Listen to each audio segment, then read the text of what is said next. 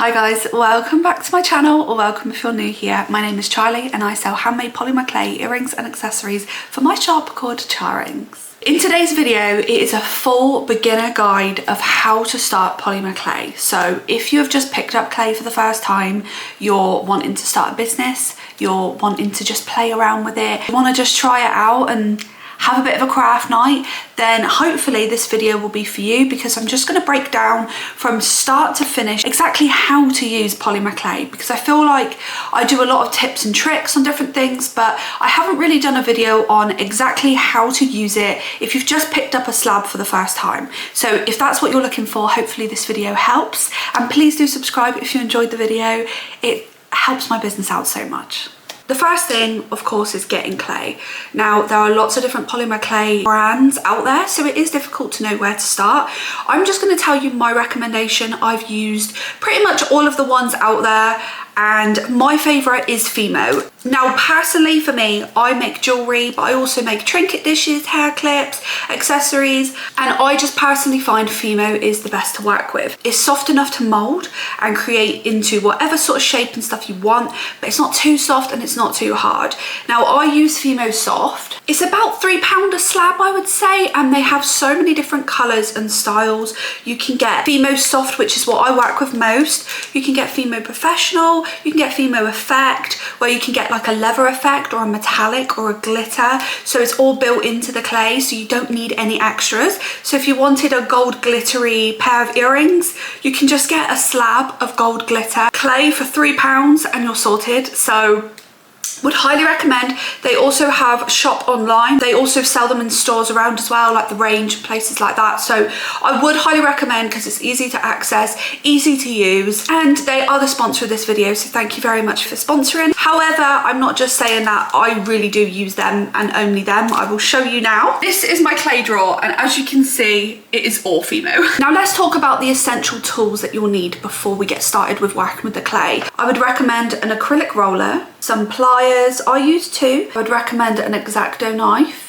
You will also need an oven. Most of us do already have an oven in our kitchen, and that is perfectly fine to use. If there are any other tools that I forgot, I will add them and mention them throughout the video. There are obviously loads more tools that I would recommend, but just to start out, those are the tools. I would also recommend a ceramic tile. I have these in lots of different sizes. This is my smallest and this is my biggest. I work off one, I put them on another one to put in the oven, basically. You have your clay. What do we do now? Now, if it's hard and solid, it will need extra conditioning. If it's nice and soft, it won't need too much conditioning. However, the next step is condition your clay no matter what. Now, what does conditioning mean? It means warming up your clay so it's ready to use. There are a few different ways you can do this.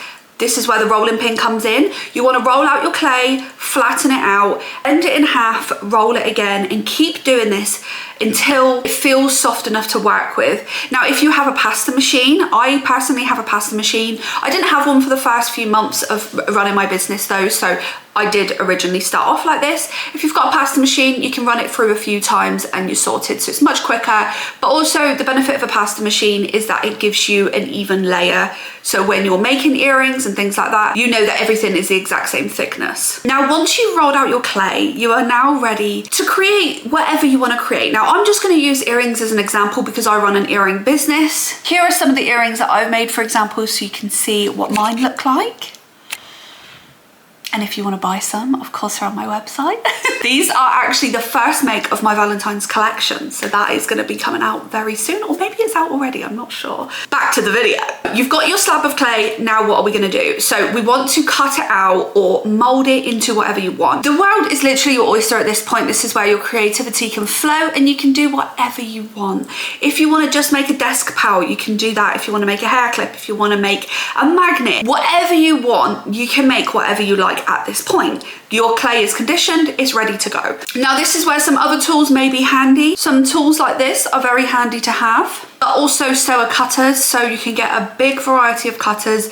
Everyone always asks me where I get them. Majority of them I get on Etsy. I would highly recommend because small businesses are on there. So not only are you getting things for your business, you're also supporting fellow small businesses, which is always a plus and you can't go wrong with that. Also, cutters are extremely affordable. They're around £3. Some can be a bit cheaper, some can be a little more expensive depending on what you get, but there is such a big variety of cutters out there that you can get. And if you are just starting off and you want something simple like a few circle cutters, you can check out Amazon because they have lots of different kits, especially for beginners, that I would highly recommend. Now, if you want an in-depth tutorial or guide, I do have my own beginner guide on my website. You go to Polymer Clay guide and it is there. It covers everything, much more detail than what I'm going in today. So if you feel like I've missed anything out, I would check that out. So once you have your clay cutter, you can then cut out your shape or whatever you're using. Something I would recommend if you are molding though, if you're making, for example, a bumblebee or a teddy bear or something 3D, then to stick the pieces together, for example, I recently made a teddy bear and I needed to stick the ears on. So what I used for that is actually liquid clay. This is the liquid clay that I use. I would highly recommend. Make sure you get the translucent because that is more of an adhesive. So put a little bit on your clay, pop it on. Once it gets into the oven, it fully bake and stick to the clay piece. Once you have your cutters, you wanna make sure that your clay is laid flat on a ceramic surface. Now the reason I say ceramic is because it means that the clay won't stick. If you just put it straight on a table, you're not going to get that clay back off in one piece, unfortunately. So I would highly recommend. Now you can get a ceramic tile from B&Q, from Wix, any hardware store. Just grab a sample. They're about £1, £2, and use that. So that's why I've got so many different sizes, because they are just samples from the shop, but they are a lifesaver and they last forever. You can just wipe them clean. They're really easy to use. You can also leave your earrings or your creation on the ceramic tile and put it straight in the oven. So you don't need to worry about taking them off or ruining the shape. You can just keep them on the tile and put them straight in the oven. Put your clay on the ceramic tile and you want to find the cutter of your choice. Now I do have a full in-depth video on how to stop clay from sticking to your cutters. So if you have any of these problems where your clay is getting stuck in it, which you probably will because it is an absolute nightmare. I've been doing this 5 years and it still happens to me and it drives me crazy. But I have a whole video on loads of different techniques on how to stop that. So I will pop it up in the corner somewhere and I'll put it in the description down below as well if you want to find that video after. Use your cutter, cut out the shape, pop it on your ceramic tile, leave it there, put it on a different one if you need to, whatever. If you want to create a hole, I use this tool here. It's very sharp and it does the job perfectly. And I use it to actually create a little hole before baking. Now I didn't used to do this. I used to just drill them after, but recently I've been diagnosed with asthma, so I'm trying to use my sanding and drilling as little as often just to help with my breathing. But you can just skip this step and drill after. But if you would prefer to not use that as much, then this is another way around it. Create the hole first. Just be careful because you can break your creation when making the hole. Be really careful. And a tool like this is great because you can use a small cutter, but it makes quite a big hole. Even if the cutter is tiny, it still makes quite a big hole, whereas this, you can stab it in, wiggle it around, and you can get the exact size hole that you need. This is the point where you can add things onto your earrings. So if you want to add glitter, pearlescent shimmer, any sequins, or literally any add-ons, pearls, diamonds, this is your chance to add it on before it goes in the oven. And again, if you want to add these things, use the liquid clay because that will act as an adhesive to make sure that these things don't fall off. So it's good to do it beforehand. So if you add a small layer of the adhesive onto your slab of clay before adding the glitter, then the glitter will not come off, which means you don't need to glaze your earrings after. So now it's time to pop your earrings or creation into the oven. I have an oven that I bought off Amazon. This one unfortunately does not exist anymore, and I get so many questions on a daily, where'd you get your oven from? And I'm like, Amazon, but it's not there. It's not there. So I'm dreading the day it breaks because it is so perfect, but I'm sure there are lots of other alternatives on Amazon or maybe at Curry's or somewhere else, I'm not sure. You want to bake them. Now, like I said, if you're a beginner and this isn't for business use or anything like that, just use your kitchen oven. It's absolutely fine. Just to save some time before baking your food and baking your creations basically. So once you bake your clay, leave it open, air it out for a little bit so any fumes can kind of leave, if that makes sense, just to be on the safe side. But I used to bake them in the oven for probably over a year actually before I decided to get my own oven. Make sure you get fan assisted, because if you don't, it will burn the earrings straight away. Now let's talk about baking, because that is a really important part of this and it can make or break your creation. A lot of this is a learning curve. Now I would highly recommend a thermostat in your oven. If you don't use that, ovens can fluctuate in heat. I don't know why, but they really do. And you think it's on a certain temperature because you've put the dial to that, but it may not be. So you may need to lower it or put it higher. There is information on the packet, especially for Fimo, for your baking time. Fimo says 110 degrees Celsius for 30 minutes, as you can see in the bottom corner. So it's really easy to find, and all Fimo clay is the same. So if you do have your own separate oven, you can leave the settings. I leave the settings as they are because I only use Fimo. So I leave the settings on the oven as they are. And then when I put a creation in, I just know it's already at the temperature, but I do always check my thermostat. I actually bake it for a bit longer. I personally bake it for about 50 minutes rather than 30, just because I feel like the longer you bake it, the sturdier they are. Saying that, do not up the temperature. If you up the temperature any more than 110, you could burn your earrings, and they literally do burn. They go black and they are ruined. There is no saving them, and they go absolutely solid. I would highly recommend keeping an eye on the temperature, because it's really important. You don't want to spend hours on a creation, put it in the oven and it burns. It is the worst. Also, if you don't put the temperature correct and you put it too low, it won't harden and it will still be soft, which means it'll be really flexible and be able to break really easily. And you don't want brittle earrings, especially if you're making jewelry. You do not want it to be brittle, because as soon as you put the attachment on or drill the hole, they're gonna break. Make sure you take the time to correctly bake them at the correct temperature for the correct time. As long as it's at 110 degrees, you can cook them for about 2 hours. It doesn't matter how long you cook them, they don't seem to burn. It's just if the temperature's too high, that's it, it's over. As I said, you can put them in the oven on the ceramic tile. So once it's finished baking, I like to leave them in the oven for a little bit longer just to cool down before bringing them out, so it's not a massive change in temperature for the earrings. If they go from being really warm in the oven and then taking them out to a really cold room, again, they could become brittle. So just leave them in there for just a little bit longer, let them settle, let them cool down a little bit, then get them out. This is where, if you haven't already created your hole, you want to drill your hole. I use one of these drills. I just use this same attachment for drilling and sanding. It's just really easy to use, but it's on its way out, so I'm gonna have to get a new piece. This has lasted me years. So it was a little set on Amazon, really affordable. They've got loads of different ones. You want to use this to drill your hole into your earring. Be careful, because if you do it too close to the edge, it might break, and you want to make sure you are facing down. If you're going at an angle, it's not going to do it right. You just want to make sure you're facing down, take it slow and go into it. Now you can use some sort of card or wood behind it to make sure that you don't drill into your table, but I also use the ceramic tile for this as well. You can drill into the ceramic tile and it's not going to break it, so that's what I do. This is the part as well where you can sand your earrings. Sometimes it may not need it, but this is where you can elevate your earrings, because I think when you're a beginner, you completely miss this step.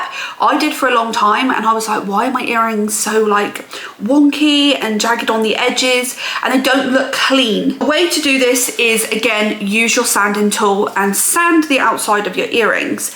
I have always done that until recently. I would recommend being old enough to do this, 18 plus, because I actually cut my finger yesterday, so be careful. I do in fact use my X-Acto knife. I go around the edges once it's fully cooled down and hardened, and I just scrape away the excess. This does take a lot longer, but I mainly do it because I don't want to breathe in all the dust from sanding at the moment because of my asthma. But that is a way that you can also sand the edges and clean up the edges. But I would recommend sanding more than that, just because you can make easy mistakes with that and you can cut yourself, and it's probably not the best way of doing it, but that's just what I do at the moment. So I'm just giving you options. And the last step really, if you're creating earrings, is add the attachment. That's where your pliers come in. I would highly recommend two. You need a needle nose one, and then another one. This is like a magnetic sort of one. Doesn't really matter about the second one. You want to grab a jump ring if you're making earrings. Open the jump ring up pop it inside the earring, add your finding, and then close it up. And it's as simple as that. Now, it does take a bit of practice if you've just started it for the first time, but it is a really simple step. You can get beginner packs again on Amazon for really affordable. And in my beginner guide, I actually have a whole page just on links to all of these things that I use. And I don't have an Amazon storefront, so I'm not getting any commission for any of it or anything, so don't worry, it is just literally links from where I've purchased them. It's a really good investment for if you are starting off, because when I first started, there was absolutely nothing out there that I could find, and even now there really isn't much out there apart from YouTube tutorials where they may not cover everything. Having a guide there that literally is step by step, and if I've missed anything, you then have the flexibility to message me after and ask any questions, and I will be there to help you as much as you need it. So if you are starting off and you're taking it seriously, especially if you're starting a business or something, I would genuinely recommend it. I just want to be there for you if you're starting off, so any mistakes that I've made, hopefully you won't need to make. Now, there's lots of different findings out there for your earrings, or if you want to add a necklace to it or anything like that, I would just look around. If you get like a beginner set, you can test out lots of different things. There's hoops, hooks, huggies, ball studs. There's so many different varieties, which is why I love earrings so much, because you have such a big flexibility with your creativity. You can basically make what you want. Polymer clay is so fun in the way it comes in a slab and you do what you want. There's no rules. Everything I've told you today, you don't need to do it that way. This is how I do it and how I would probably recommend if you're a beginner. Once you start doing it more and more, you end up finding your own ways of doing things, but this is definitely a good guide and good way to start. If you do follow along with me and you create anything, please tag me. I've got social media. I've got Instagram, TikTok, YouTube, obviously. So if you want to tag me, they are all down in the description. I would love to see your creations and what you make. If you do follow today's video or any of my videos in general, feel free to always tag me in your creations. I love to see them. I love to know that this is actually helping people, and fingers crossed it really does help. Even if it's one of you, at least it helps someone, and hopefully you have learned something in this video. Now, some extra little things that maybe I've missed out. When I first started, every YouTube tutorial I watched, they were adamant you had to glaze your earrings. You need to put a coat on the end. You really don't need to do that. You really don't. I used to use resin. I don't like to use it anymore. I use this glaze from Fimo. I would highly recommend.